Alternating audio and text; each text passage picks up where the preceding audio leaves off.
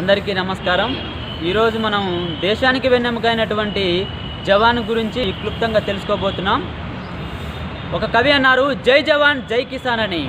అందుకే అత్యధిక ఉష్ణోగ్రతకైనా -60 డిగ్రీల చలికైనా అన్ని కాలాల్లో 130 కోట్ల నా భరతమాత బిడ్డలను శత్రువుల నుండి కాపాడుతూ చియాచిన్ కొండల్లో కంటి మీద కునుకు లేకుండా శత్రువుల లక్ష్యంగా నా జనమే నా ధైర్యంగా గురిపెట్టిన తుపాకి తూటకైనా తలతల మెరిసే తల్వారు పదునుకైనా అంతం చేసే బాంబుకైనా భయపడక భయపెడుతూ గుండె ధైర్యంతో ఎదురెడ్డి పోరాడే ఆత్మస్థైర్యంతో అడుగు ముందుకే గానీ వెనకడుగు వేని ధీరుణ్ణి భరతమాత ముద్దు బిడ్డను దేశం కోసం ప్రాణాలు అర్పించడానికి ప్రాణాన్నే పనంగా పెట్టి అమ్మ నాన్న అక్క చెల్లి అన్న తమ్ముడు అందరూ ఉన్నా కానీ దేశమే నా దేహంగా భావిస్తూ దేశ సరిహద్దు మీద గర్వంగా నిలబడ్డ గట్సున్నోని ఇండియన్ సోల్జర్ని అని ఈ విధంగా మనం సోల్జర్ గురించి చెప్పుకోవచ్చు।